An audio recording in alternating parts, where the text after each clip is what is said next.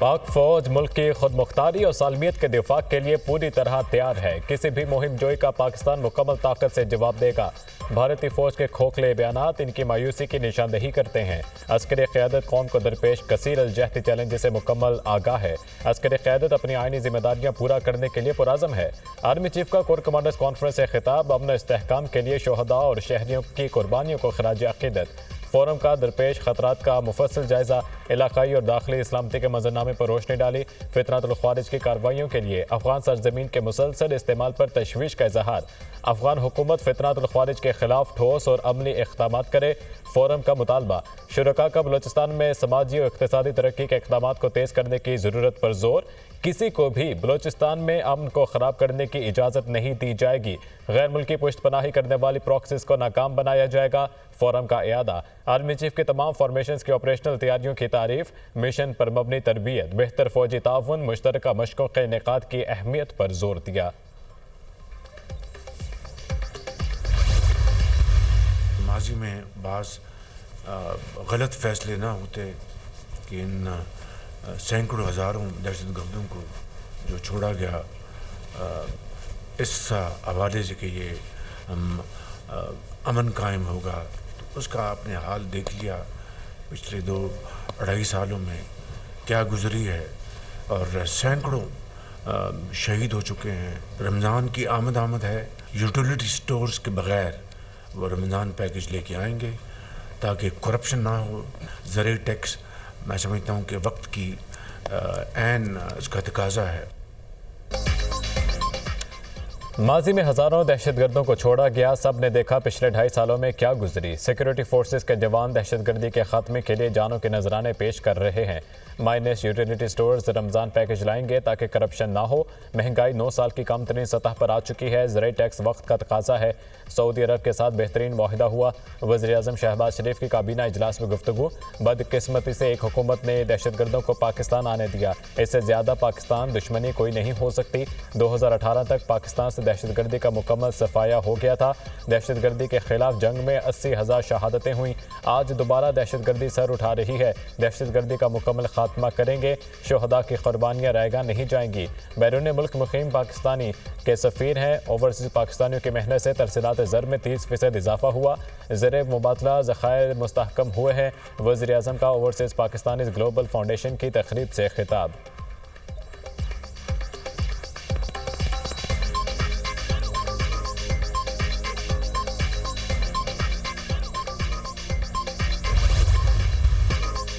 कश्मीरी अवाम की भारतीय तसल्लुत और जुल्म के खिलाफ लाजवाल जदोजहद आज़ादी और कुर्बानियों का एतराफ़। मुल्क भर में आज कश्मीरियों से इज़हार यकजहती का दिन मनाया जाएगा। दुनिया भर में मुकीम पाकिस्तानी भी कश्मीरी अवाम से यकजहती का इज़हार करेंगे। कोहाला पुल के मकाम पर इंसानी हाथों की जंजीर बनाकर मकबूजा कश्मीर के अवाम से इज़हार यकजहती किया जाएगा। शहर शहर जलसे, जुलूस और रैलियाँ, सेमिनार्स और कॉन्फ्रेंसेज मुनक़िद की जाएंगी। मसले कश्मीर को आलमी सतह पर उजागर किया जाएगा। आज़ाद जम्मू कश्मीर कानून साज असम्बली का खसूसी इजलास आज सुबह 9 बजे होगा। वज़ीर-ए-आज़म शहबाज शरीफ खसूसी शिरकत करेंगे। वज़ीर-ए-आज़म पाकिस्तान कानून साज असम्बली के इजलास से खिताब करेंगे। वज़ीर इत्तलात पंजाब अज़मा बुखारी का लिबर्टी चौक लाहौर का दौरा। यौम यकजहती कश्मीर के हवाले से रैली के इंतज़ामात का जायज़ा लिया।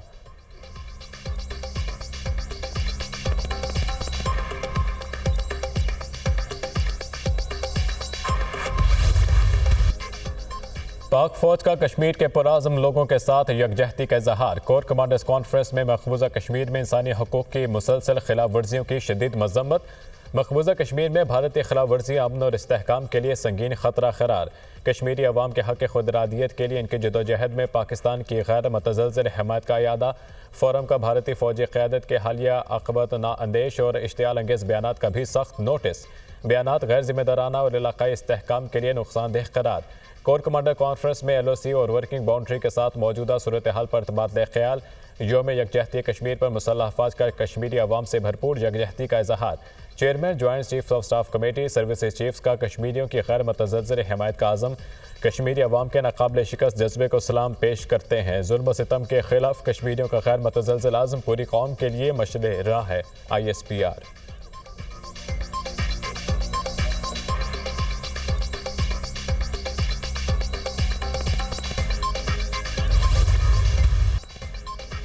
मकबूजा जम्मू कश्मीर में इंसानी हकूक़ की सूरत हाल संगीन है। भारत कश्मीरियों के इनके बुनियादी हकूक़ और आज़ादियों से महरूम कर रहा है।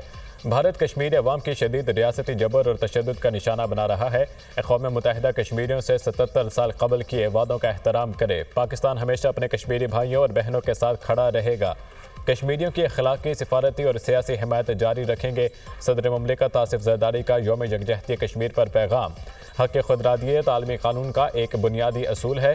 कश्मीरी खौफ और दहशत के माहौल में जी रहे हैं। दरीना तनाज़ात को मज़ीद तोल नहीं देना चाहिए। मुकामी लोगों को हकीकी उमंगों को दबाकर देर पामन हासिल नहीं किया जा सकता। जम्मू कश्मीर का तनाज़ा हमारी खारजा पॉलिसी का एक अहम सतून रहेगा। वज़ीर आज़म शहबाज शरीफ का ऐलान।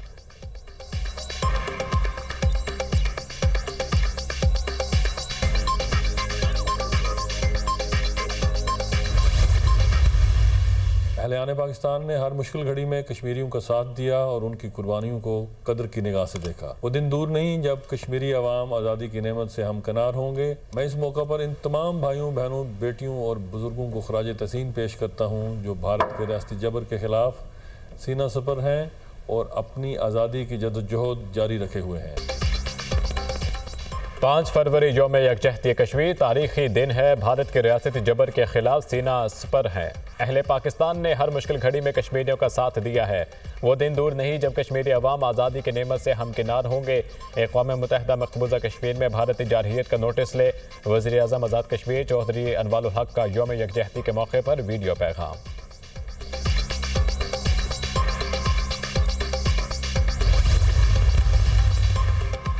बानी पीटीआई की जानिब से कोई ख़त नहीं मिला, ना ही इस्टेब्लिशमेंट को ऐसे किसी भी ख़त को पढ़ने में कोई दिलचस्पी है।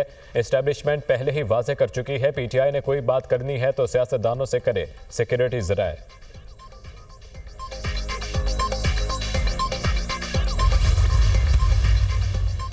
खत लिखेंगे गरचे मतलब कुछ ना हो, हम तो आशिक हैं तुम्हारे नाम के। सेनेटर इरफान सिद्दीकी का शेर पढ़कर बानी पीटीआई के आर्मी चीफ को खत पर तबसरा। इस तरह के खतूत नवीसी उस वक्त जन्म लेती है जब आपकी मायूसी इंतहा को हो। सेनेटर इरफान सिद्दीकी।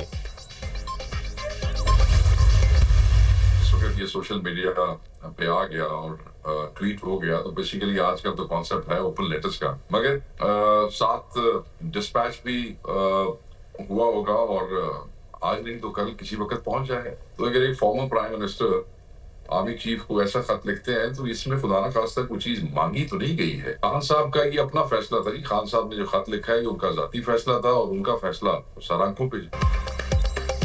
प्रोग्राम दुनिया में हर बुखारी के साथ में बानी पीटीआई के खत की गूंज। सेक्रेटरी इत्तलात पीटीआई शेख वकास अकरम कहते हैं बानी पीटीआई का खत आज या कल आर्मी चीफ तक पहुंच जाएगा। खत लिखने का मसला बानी का जाती फैसला था। रहनुमा मुस्लिम लीग नून हनीफ अब्बासी कहते हैं कि खत लिखने का वक्त अब गुजर गया है। बानी पीटीआई के पास निजात का एक ही तरीका है, वो मुल्क और कौम से वाज़ेह अल्फाज में माफ़ी मांगे। पीटीआई को अगर बात करनी है तो हुकूमत से करे।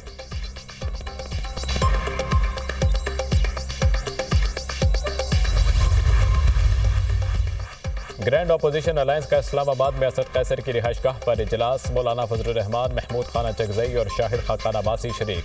मुस्तफ़ा नवाज खोकर, उमर अयूब, शिबली फराज की भी इजलास में शिरकत। इजलास में मुल्क की मौजूदा सियासी सूरत हाल पर मुशावरत, हुकूमत के खिलाफ मुमकिन अलायंस पर भी गुफ्तगू। मौजूदा हुकूमत एक गैर नुमाइंदा हुकूमत है, इस हुकूमत को मुसल्लत किया गया है। मुल्क में रियासती जबर का फौरी खात्मा किया जाए, सियासी कैदियों को फौरी रिहा किया जाए। मुलाकात का एलामिया जारी। पीका कानून को फौरी ख़त्म करने का मुतालबा। मौलाना ने फिर नए इंतखाबात का मुतालबा दोहरा दिया। ये अवामी नहीं, इस्टेब्लिशमेंट ने मर्जी की हुकूमत बनाई। इन लोगों को फौरी तौर पर मुस्ताफ़ी होकर असर नौ इंतखाबात का ऐलान कर देना चाहिए। JUI सरबराह की मीडिया टॉक।